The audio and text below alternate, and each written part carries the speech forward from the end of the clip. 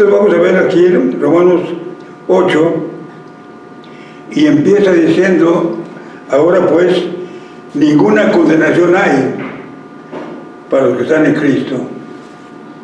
Así que no tenemos ninguna razón para sentirnos culpables, porque no hay ninguna condenación, ninguna. Como dijo alguien, ninguna, pero ninguna condenación hay para los que están en Cristo Jesús, para que podamos acercarnos a Él con toda confianza, ¿verdad? Por supuesto, aunque seamos pecadores y muy pecadores. Hay de pecados a pecados, hermanos.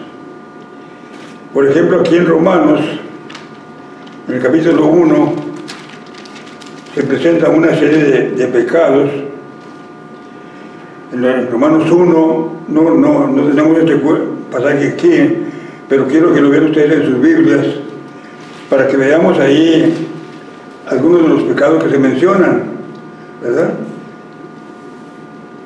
Desde el 18 dice, porque la ira de Dios se revela desde el cielo contra toda impiedad e injusticia de los hombres que detienen con injusticia la verdad.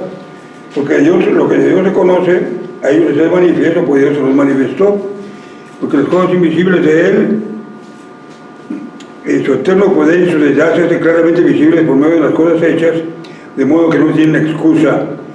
Porque habiendo conocido a Dios, no le glorificaron como a Dios ni le dieron gracias, sino que se envanecieron en sus razonamientos y su necio corazón, pues de haber sido profesados de ser sabios, se hicieron fatuos, cambiando la gloria de Dios incorruptible por semejanza de imagen de hombre corruptible, de aves, de cuadrúpedos, de reptiles, por lo cual también Dios los entregó a la inmundicia en la concupiscencia de los corazones, de modo que deshonraron entre sí mismos sus propios cuerpos, ya que cambiaron la verdad de Dios por la mentira, honrando y dando culto a las criaturas antes que al Creador, el cual es bendito por los siglos. Pero esto Dios los entregó a pasiones vergonzosas, pues aún sus mujeres cambiaron el uso natural por el que es contra naturaleza. De igual modo, también los hombres, dejando el uso natural de la mujer, se encendieron con sus propias lascivia, unos con otros, cometiendo hechos vergonzosos, hombres con hombres, y recibiendo en sí mismos la retribución debida a su extravío. Y como a ellos no les pareció tomar en cuenta a Dios, Dios los entregó a una mente reprobada para hacer cosas que no convienen, estando cesados de toda injusticia, fornicación, perversidad, avaricia, maldad, llenos de envidia, homicidios, contiendas, engaños, malignidades, murmuradores, detractores, aborrecedores de Dios, injuriosos, soberbios, altivos, inventores de males, desobedientes a los padres, necios, desleales, sin afecto natural, implacables, sin misericordia. Aquí está una lista de pecados, ¿verdad? Y muchos hemos de haber dicho, yo voy allí, entre esos, ¿no? Bueno, esta es una lista. La otra lista también muy interesante, que a mí se me presentó el día que a su vez me presentaron la plan de salvación, y yo me rendía al Señor, que encontramos allá en Gálatas, capítulo 5, y manifiestas son las obras de la carne, que son adulterio, fornicación, inmundicia, disolución, hechicerías, pleitos, celos, iras, contiendas, disensiones, herejías, borracheras, banqueteos y cosas semejantes. Y me dice Pati, ya párenle, hermano, ya párenle de contar. Y podía darles otra lista de Isaías capítulo 1, por ejemplo, que también allí al empezar Isaías hace una lista de los pecados que suele cometer la humanidad. Pues no obstante, esos pecados en los cuales muchos nos vemos envueltos y seguimos batallando con ellos, pues tenemos la promesa solemne del Señor, ahora pues ninguna condenación hay para los que están en Cristo Jesús. Y luego ahí sigue mencionando algunas cosas que dejamos pendientes para que veamos en primer lugar que no hay ninguna condenación para los que están en Cristo, ¿verdad? Lo leemos. Ahora pues, ninguna condenación hay para los que están en Cristo, los que no andan conforme a la carne, sino conforme al Espíritu. Porque la ley del Espíritu de vida en Cristo Jesús me ha librado de la ley del pecado y de la muerte. Porque lo que era imposible para la ley, por cuanto era débil por la carne, Dios enviando a su Hijo en venganza del pecado, y a causa del pecado, condenó al pecado de la carne, para que la justicia de la ley se cumpliese en nosotros, que no andamos conforme a la carne, sino conforme al Espíritu. Hasta ahí tenemos, ¿verdad? O sigue. Porque lo que era, bueno, vamos a dejar ahí pendientes, pero el énfasis, en el primer término, la primera división, es que es una bendición estar en Cristo porque no hay ninguna condenación. Y para confirmarlo, nos vamos allá al mismo capítulo 8, pero los versículos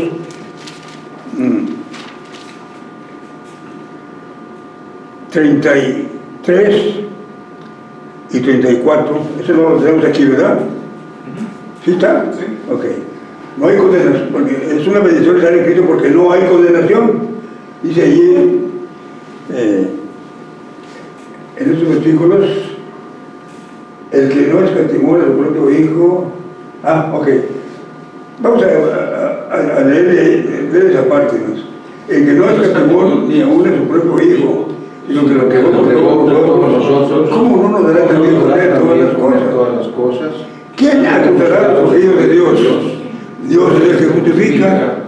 ¿Quién condenará? Si Cristo es el que murió y el que también resucitó, quien además está a la diestra del Padre y que intercede por nosotros, dice la palabra de Dios. No hay condenación porque Dios es el que justifica. Dios es el que da el fallo. Y el capítulo 5 de Romanos dice la palabra de Dios: justificados pues por la fe, tenemos paz para con Dios por medio de nuestro Señor Jesucristo, por el cual también tenemos entrada por la fe a esta gracia. Y en fin, hay muchos pasajes ahí que uno puede estar leyendo, hermanos. Y hoy en la mañana una hermana me preguntó, oye, hermano, ¿qué remedio hay para que uno no padezca de su cabeza cuando ya se va creciendo? Y que pues aprenderse de memoria pasajes bíblicos, hermano. El mejor remedio para una enfermedad mental está aquí, aprendiéndose lo que dice la Sagrada Escritura, llenando nuestra mente de la palabra del Señor. Ahí está el secreto, ¿verdad? Muy bien, entonces Dios es el que justifica. Y la segunda cosa por la que no hay condenación es porque Cristo es el que murió. Porque a la hora que vemos ahí que dice Dios es el que justifica, pensamos, bueno, y entonces ¿dónde está aquello que dice la paga del pecado es muerte y la dádiva de Dios es vida eterna? La paga del pecado es muerte, ¿verdad? El pecado es en contra del Señor. Sin embargo, aún así Dios es el que justifica, y vino de por medio de la muerte, pero la muerte de Cristo. Cristo pagó el precio. La Biblia dice, el alma que pecare, esa morirá. Y el Señor Jesucristo dijo, yo me pongo en lugar de todos ustedes. Y el Señor Jesús pagó el precio de nuestro rescate. ¿En dónde? En la cruz del Calvario. Allí Él pagó el precio de nuestro rescate. Le vemos sufrir al Señor en esa semana que es la semana llamada Santa, que hoy estamos en la entrada triunfal, ¿verdad?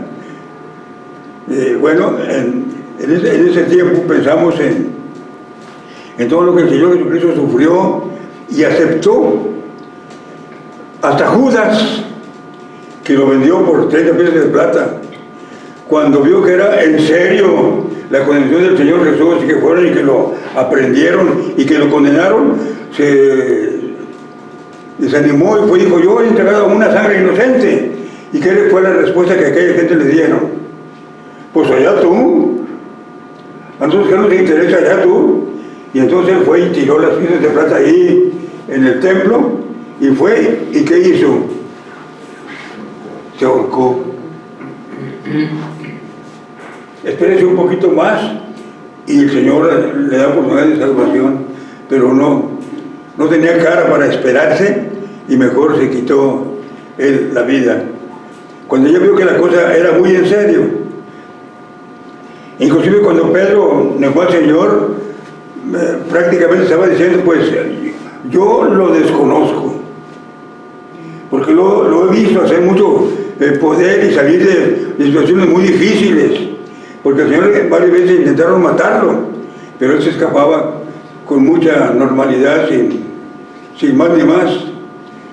¿Verdad? Cuando le dijo: hoy se ha cumplido la Escritura en vuestros corazones, y entonces lo agarraron y lo querían despeñar, pero él pasó por el medio de ellos y nadie echó mano de él. ¿Por qué? Porque tenía mucho poder para librarse de cualquier malestar. Pero cuando llegó la hora de la muerte en la cruz del Calvario, allí el Señor se olvidó de todos esos poderes que tenía y se dejó crucificar y escupir y burlar y tantas cosas que sufrió él allí en la cruz del Calvario, pudiendo haberse librado fácilmente. Hasta le dijo a Pedro, ¿se acuerdan cuando le dijo a Pedro: guarda tu espada, Pedro? Ya le cortó la oreja a Malco, y el Señor le dijo: guarda tu espada. ¿A poco crees que no puedo orar a mi Padre y me enviaría 12 legiones de ángeles para librarme, para socorrerme? Pero ¿cómo se cumplirá todo lo que está escrito en la Biblia? Y entonces descubrimos que el Señor Jesús tuvo la precaución de que lo que decían los salmos y lo que decían los profetas y lo que decía Moisés acerca de él lo experimentó allí en la cruz del Calvario con toda tranquilidad. Él pagó el precio de nuestro rescate hasta el final. Ya cuando él dijo: consumado es, entonces hubo un terremoto y el velo del templo se rompió de alto a abajo, y muchas cosas, de tal manera que los habían crucificado dijeron: ah, caramba, de veras este era el Hijo de Dios. Y algunos hasta se sentían culpables las del Señor, ¿verdad? Porque ya vieron que había poder del Señor. Máxime ya cuando el Señor se levantó de la tumba, conforme Él lo había asegurado: voy a sufrir de todos ellos y voy a ser muerto, pero voy a resucitar al tercer día. Y los discípulos dijeron: ¿qué querrá decir con eso de que va a resucitar al tercer día? Y se quedaban ahí en el hecho de que iba a ser muerto, pero de allí ya no pasaban. Nunca comprendieron que era la resurrección, hasta ya acaecida esta resurrección. Y el Señor Jesucristo voluntariamente aceptó todo lo que le hicieron, hasta la cruz, hasta su muerte, para pagar el precio de nuestro rescate. Por eso dice: ¿quién va a acusarnos si Cristo es el que pagó el precio y murió? Y es hermoso lo que encontramos aquí en este pasaje, porque no solamente murió, sino que, ¿qué más dice el texto? Resucitó, está a la diestra del Padre y allí intercede por nosotros. Así que no hay pues ninguna condenación, porque el Señor está intercediendo por cada uno de nosotros. Cuando cometemos pecado y nos acercamos a Él para confesarlo, el Señor intercede ante el Padre: perdónanos, Señor.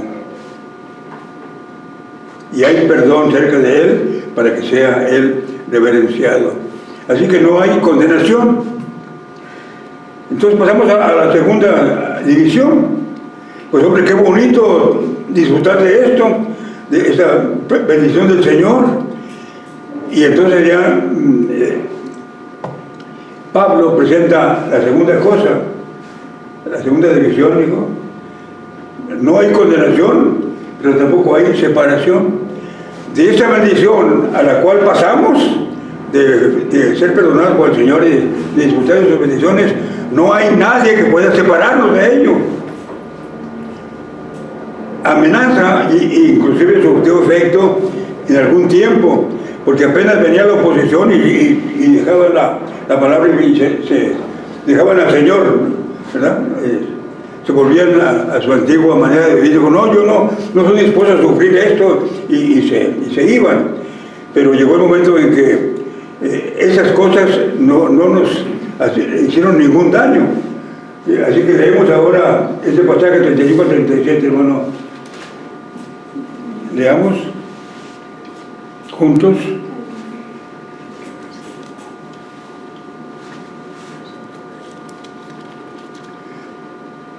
¿Quién nos separará del amor de Cristo? Tribulación, angustia, persecución, hambre, desnudez, peligro o espada. Como está escrito, por causa de Dios somos muertos todo el tiempo y somos contados como ovejas de matadero.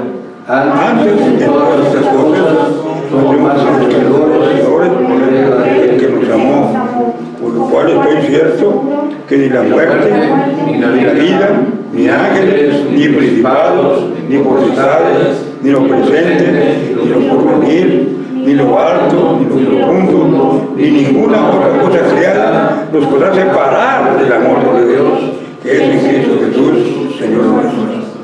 Así que qué bendición, hermanos, no hay condenación, hay una vida plena con el Señor, donde Él está intercediendo por nosotros, y de aquí no hay nada que nos separe. Al contrario, dice aquí el texto, somos más que vencedores.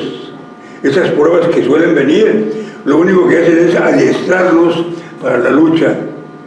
Es ejercicio espiritual. En el libro de los Salmos encontramos varias series de salmos en donde dice que las bendiciones del reino vienen por medio del sufrimiento, por medio de los padecimientos. Así que el sufrimiento que pueda venir, lo único que hace es unirnos más al Señor, porque nos adiestra para la lucha. Así que no hay separación de ninguna manera, aunque nos amenazan. Yo les platicaba a ustedes de un caso muy interesante que me sucedió ahora que estuve en Saltillo. Después de haber salido la primera vez fui a Saltillo, y un hombre habló al programa de radio que tenía la iglesia del Calvario, y le dice: yo me gustaría que me visitaran. Dijo ese hombre: necesito que me visiten. Pero vivía en Ramos, y como yo vivía en Ramos Arizpe, el hermano Carlos me habló, me dice: hermano, hay una persona por ahí en tal parte, me dio la dirección, que quiere que lo visiten. Así que yo me lancé a visitar a ese hombre. Lo encontré en una situación muy difícil. Tenía como 2 semanas de estar toma y nada de comida. Así que tuve que irme hasta la Super 7 y comprarle algo para que comiera y se fortaleciera de pronto. Y cuando platicamos, me dice: mi padre ya era un hombre sesentón, ¿verdad? Ya un hombre de edad.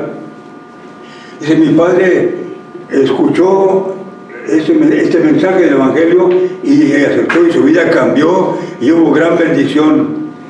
Y entonces me acordé yo de un borracho con su compañero que entraron al templo. Después del mensaje evangelístico hice la invitación y ellos pasaron recibiendo a Cristo como Salvador personal. Y cuando yo voy a visitarlo, me dijo: yo no voy a seguir yendo ahí porque voy a echarme encima a mi familia. Me dijo ahí.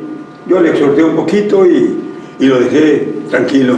Pues ese señor que aceptó a Cristo Jesús hacía varios años, cuando yo era pastor en la primera de Saltillo, era el papá de este hombre. Y dice él, mi papá vivió una vida cristiana muy bonita, escuchó este mensaje y él siguió adelante en su vida cristiana. Nada más que ya no fue la primera, sino que fue una que estaba ahí cerca de su casa.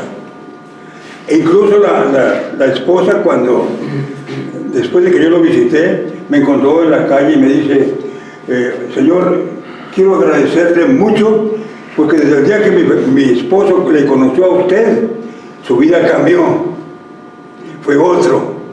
Pues había sucedido tal cosa pues en esa época, ¿no? Les cuento esta historia porque suceden maravillas, ¿verdad? En la vida de la gente que se rinde a Cristo Jesús, porque no hay nada que nos pueda separar, al contrario nos une más al Señor. Así que no hay condenación y no hay separación, ¿verdad? Ahí estamos todavía, ¿no? Muy bien. Entonces pasamos ahora a la tercera. No hay ni condenación y no hay separación. Y luego el maestro que me está dando en el seminario la clase de Romanos hizo énfasis en eso, que no había condenación y no había separación. Y entonces yo seguí leyendo la Biblia y descubrí que había otras dos cosas más. Y aquí vamos a ver ahora la tercera. No hay confusión. En la vida cristiana no hay confusión. Entendemos todas las cosas como es debido. Y para el efecto tenemos los versículos 29 al 30, que vamos a leer. 29 al 30.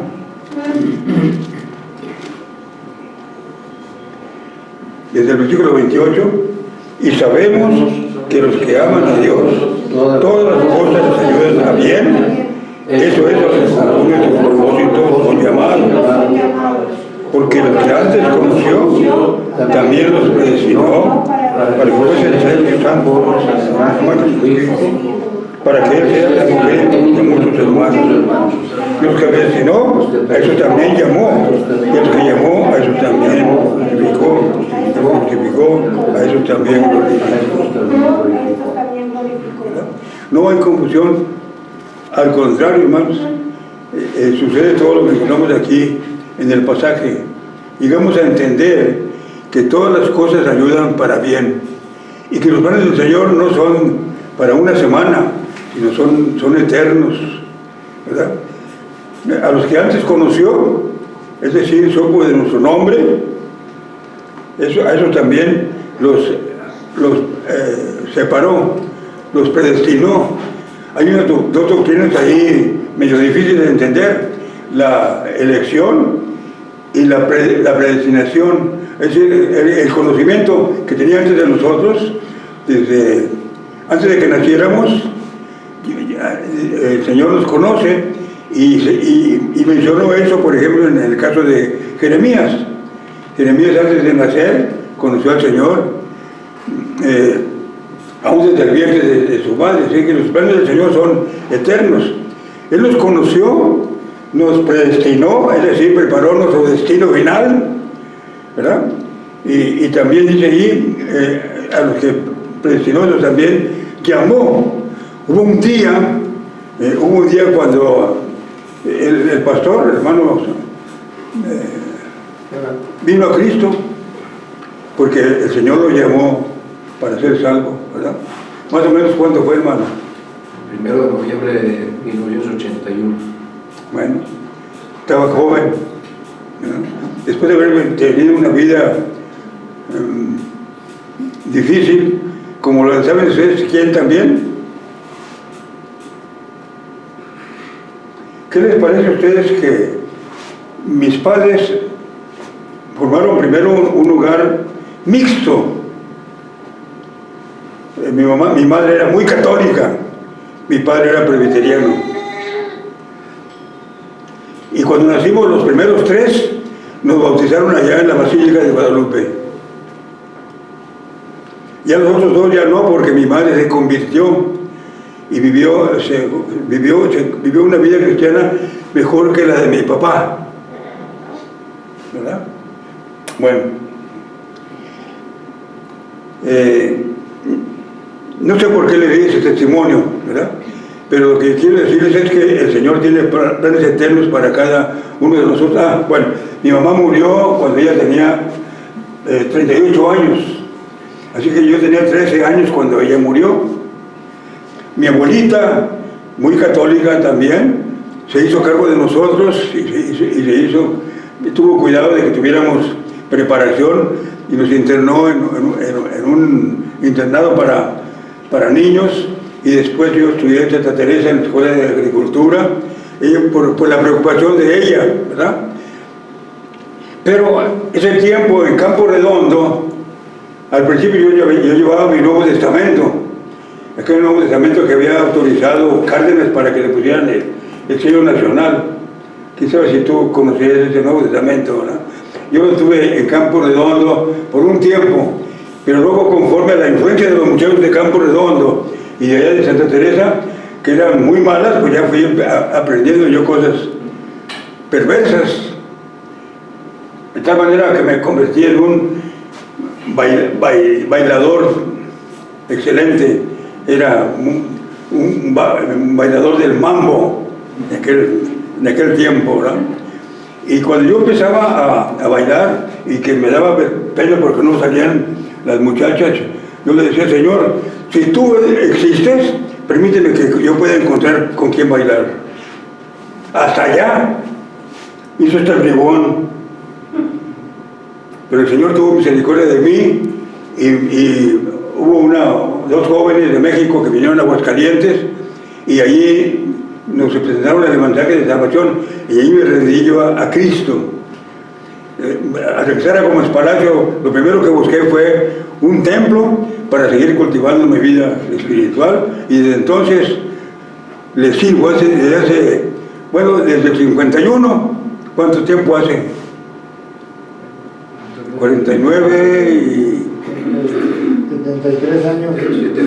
Bueno, son 70 en el ministerio y 70 y tantos en la vida cristiana, ¿verdad?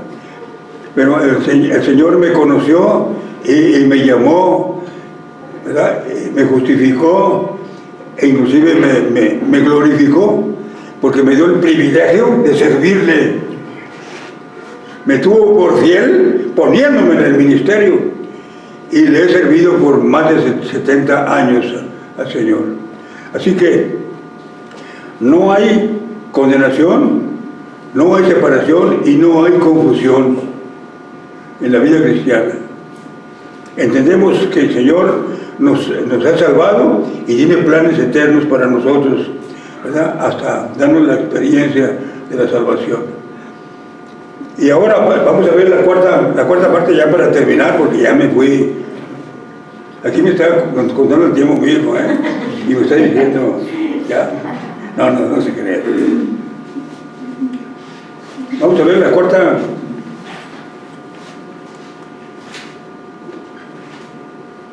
No hay contaminación.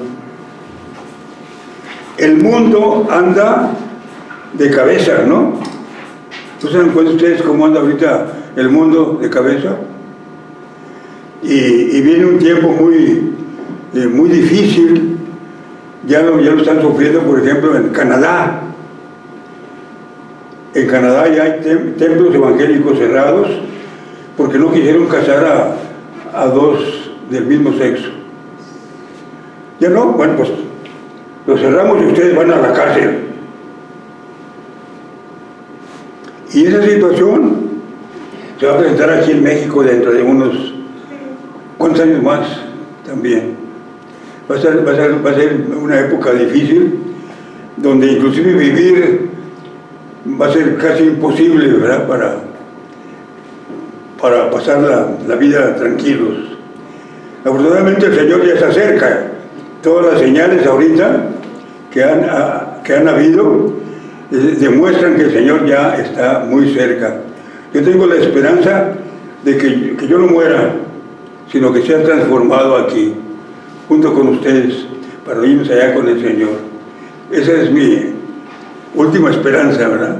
Y si no, pues por lo menos que me permita vivir hasta el día de la convención, porque la convención va a hacer alguna mención especial por los que cumplimos algunos años en el ministerio, y porque puede ser nuestra vida una inspiración para otros, ¿verdad?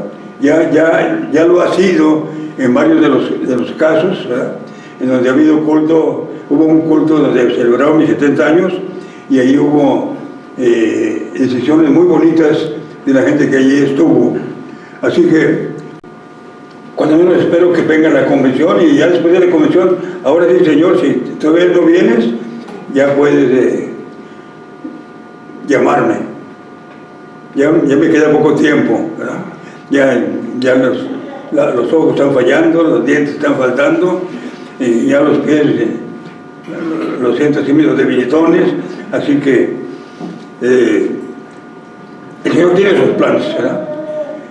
Pero aún, hermanos, aunque el mundo anda muy mal, porque es lo que yo quise decir, que el mundo anda muy mal, el cristiano que ha conocido al Señor Jesús por experiencia no tiene el peligro de contaminarse. No hay contaminación. Y para eso tenemos un pasaje muy bonito que vamos a leer antes de concluir. 8, del 9 al 15.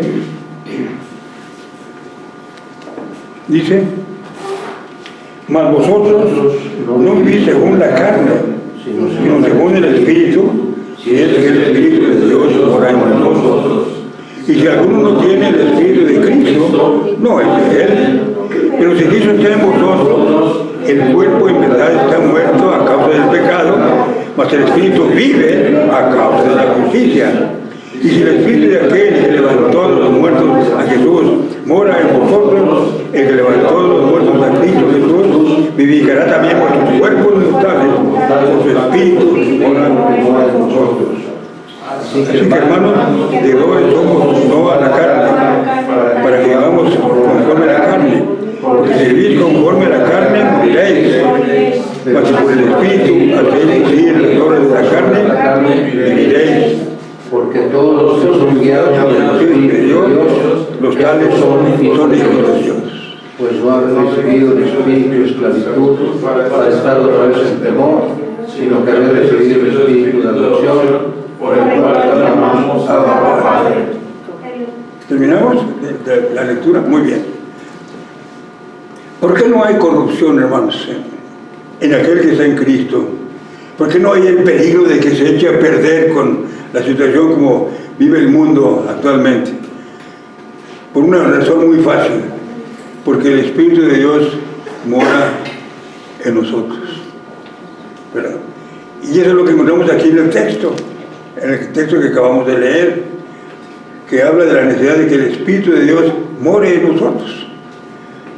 Y para empezar, en Efesios dice que por gracia somos salvos, y eso no de nosotros, sino que es un don de Dios, no por obras para que nadie se gloríe, porque tan pronto como creemos en Cristo, somos sellados por el Espíritu Santo. Y no solamente sellados, señalados para ser protegidos, sino para ser dirigidos por el Espíritu de Dios. Hay una forma muy sencilla como yo ilustro esto, hermanos. Por ejemplo, si mi carro, aunque yo ya no tengo, pero si mi carro estuviera cada vez que haya fútbol, o en el estadio de Monterrey o en el de los Tigres, no es porque al carro le gusta el fútbol, ¿verdad que no? ¿A quién es el que le gusta el fútbol? Al que maneja, al que dirige. Y el Espíritu dentro de nosotros nos dirige y nos va a llevar a donde Él quiera, y va a evitar que vayamos a donde Él no quiera, porque el Espíritu de Dios es el que nos guía. Y esto es de lo que habla aquí el párrafo. El Espíritu Santo vive dentro de nosotros y es el que dirige nuestra vida y asegura que vivamos una vida santa. Así que, hermanos, es una bendición estar en Cristo. ¿Por qué, hermana? ¿Por qué crees que es una bendición estar en Cristo? Lo que vamos a decir son 4 cosas. Porque no hay condenación, no hay separación, No hay condenación. no hay confusión y no hay contaminación. No hay separación, No hay porque no hay confusión y porque no hay corrupción. Por eso es una bendición estar en Cristo, para que el Señor haga la obra en sus corazones. Pónganse en pie, hermanos, y oramos con nuestro hermano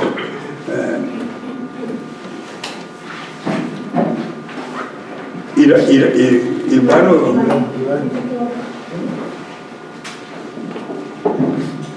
Señor Padre, te damos gracias, Señor, por este momento, Padre, que podemos estar aquí, Señor, aprendiendo de tu palabra, Señor, escuchando la predicación, usando tú al pastor Pastor, Padre, para que podamos escudriñar de tu palabra, Señor.